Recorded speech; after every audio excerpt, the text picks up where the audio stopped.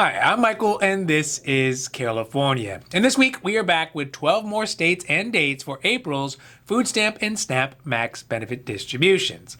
This brings our monthly count, including last week's states, to 28 states in total.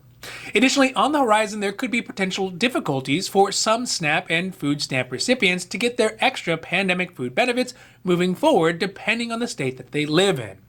One state has already started to make changes to their state of emergency declared status that could cause more than 240,000 of their low-income households to lose their additional pandemic food benefits. Moreover, this is concerning because it represents a possible way that conservative states could legally find a way to circumvent the increased benefits that their residents are eligible for from the federal government.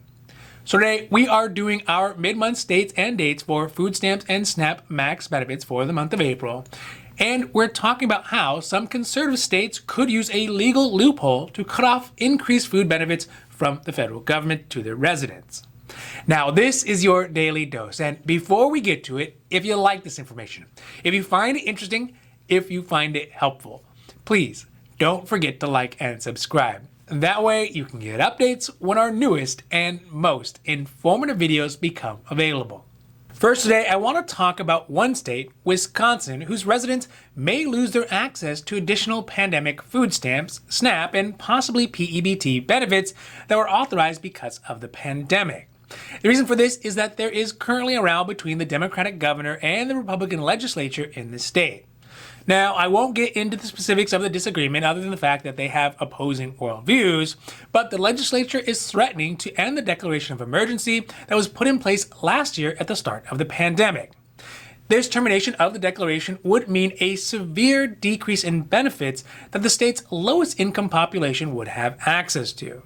This is because most of the additional resources available for Americans nationwide, whether it's SNAP or food stamp benefits or rental assistance and some of the unemployment benefits, are all based on a state of emergency being authorized at the state level. If that state of emergency ends, then so will some of those extra benefits.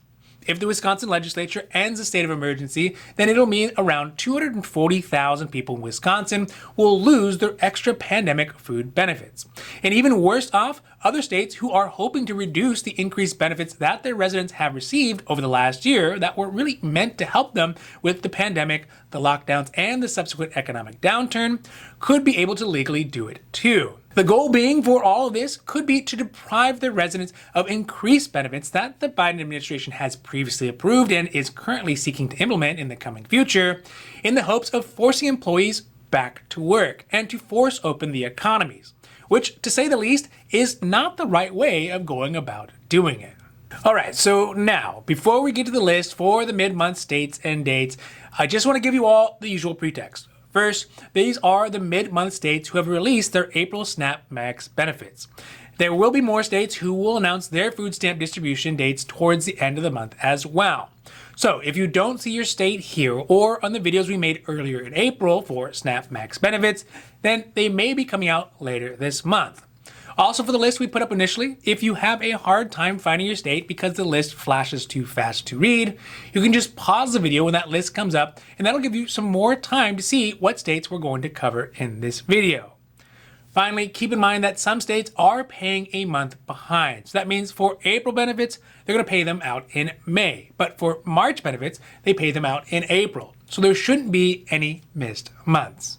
Okay, so here goes the list in alphabetical order.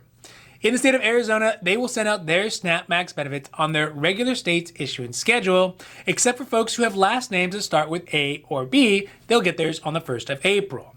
In Georgia, they will send out their SNAP max benefits on April 25th, 27th, 29th, and 30th.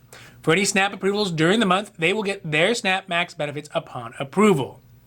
If you live in Idaho, they will plan to send out their April SNAP max benefits on May 11th through the 15th.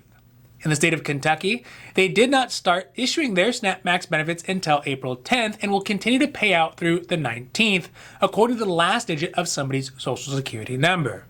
Additionally, the new increased amount of SNAP max benefits authorized under the Biden administration will be sent out towards the end of the month as a supplemental payment. In the state of Mississippi, they will send out their SNAP max benefits on April 6th and then within 2 days of approval for any new accounts. In the state of Montana, they will send out SNAP Max benefits in a two-phase approach. The first phase will be for existing SNAP Max benefit recipients on April 7th, and then new households will get their benefits on the day their regular SNAP benefits are approved. In the second phase, they will pay out the additional money for households who did not get at least a $95 increase in their benefits at the end of the month on the 30th. In North Carolina, they will do a 10-day run from April 22nd through May 1st for the month's SNAP Max benefits. In the state of Oklahoma, they will do a daily distribution of SNAP Max benefits from April 10th through April 15th. For Rhode Island, they will pay out their first round of SNAP Max benefits on April 4th, and then on a weekly basis for any new application approvals as well as for catch-ups.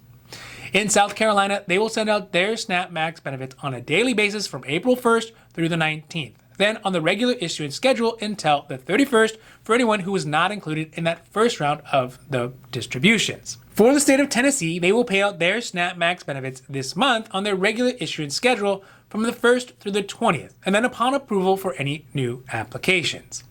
And then last but not least for today is Utah, who will send out their SNAP Max benefits on 2 days. First on April 25th, and then again on May 30th for anyone who got missed on April 25th.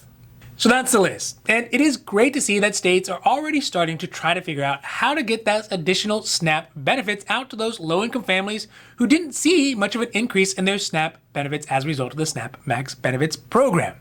But it is really concerning to see one state, Wisconsin, trying to find ways to reduce people's benefits while there is still a pandemic and lockdowns going on.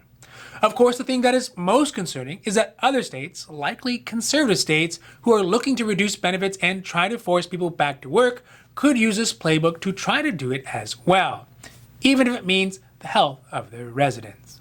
Now, this has been your Daily Dose, and I hope that you found it interesting or helpful or at least useful. And if you did, please don't forget to like and subscribe. That way you can get updates when our newest and most informative videos become available.